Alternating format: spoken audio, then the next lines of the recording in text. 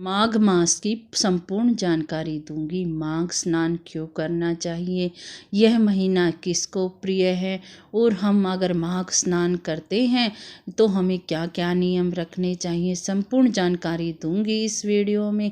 कब से शुरू हो रहा है और कब ख़त्म होगा। अगर आपको जानकारी अच्छी लगे तो सब्सक्राइब जरूर कर लेना। जय माता दी सभी को, राधे राधे। आ गई हूँ आप सब लोगों के सामने नई जानकारी लेकर।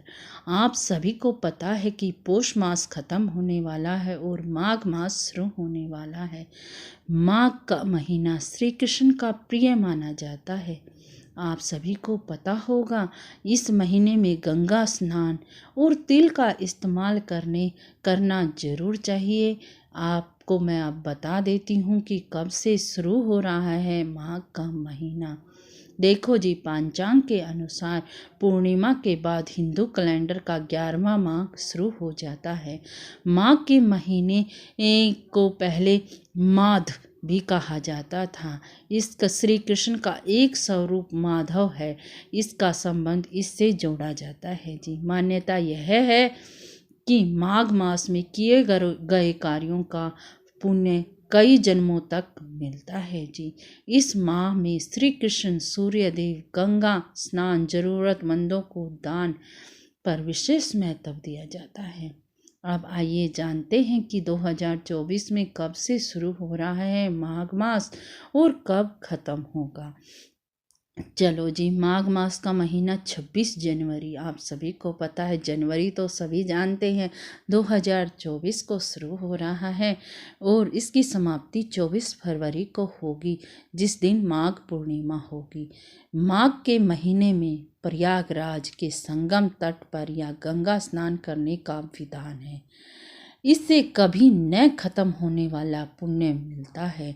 एक माह तक लोग यहाँ पर वास कर भी स्नान करते हैं। चलो जी, माघ के महीने में गंगा स्नान को क्यों महत्व दिया गया है, आपको ये भी बता देती हूँ।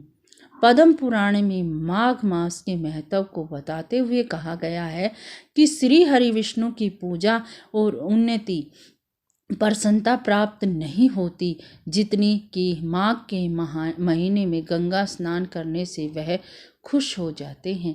पौराणिक कथा के अनुसार माघ मास में गौतम ऋषि ने इंद्रदेव को श्राप दिया था। इंद्र ने प्रायश्चित करने के लिए इस महीने में गंगा स्नान के बाद इंद्रदेव को श्राप से मुक्ति मिल गई थी। इसीलिए यह माधव मास भी कहा जाता है। इसमें श्री कृष्ण को प्रसन्न करने के लिए हमें जो चाहे नियम अपना लें जी, क्योंकि उतना ही कम है जितना हम करते हैं श्री कृष्ण भगवान के लिए।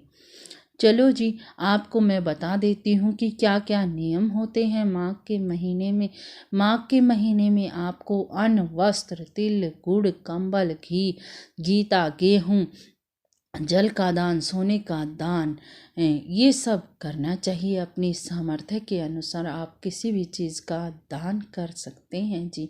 माघ के महीने में देर तक नहीं सोना चाहिए। रोजाना स्नान करना चाहिए और तला भुना भोजन नहीं करना चाहिए। अगर हो सके तो बिस्तर त्याग कर जमीन पर ही सोएं जी। अगर आप माघ मास का कोई व्रत भी रखता है, एक समय नियम लेता है भोजन करने का और तामसमय चीज़ों का परहेज कर लेता है, माघ मास का संबंध श्री कृष्ण और माधव के स्वरूप से है।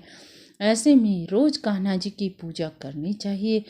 प्रतिदिन गीता का पाठ करना चाहिए। इससे घर में सुख शांति आती है और घर का तनाव भी कम हो जाता है, क्योंकि श्री मुख से निकली है गीता।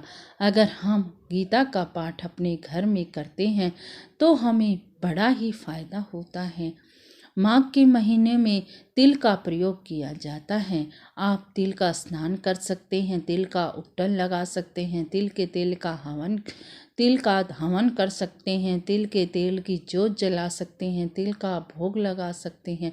ऐसा करने से आपको आरोग्य, ऐश्वर्य और धन की प्राप्ति होगी जी। माघ मास बड़ा ही अच्छा मास है और यह श्री कृष्ण को बड़ा ही प्रिय है। इसीलिए कुछ ना हो सके तो कुछ जरूर करना जी। आप कुछ भी ना कर सके तो नाम जपन तो जरूर ही करते रहना जी। जय जय श्री राधे, जय जय श्री राधे। अगर जानकारी पसंद आई हो तो लाइक शेयर और कमेंट में राधे राधे लिखना ना भूलना जी। चलती हूँ, राधे राधे, राधे राधे।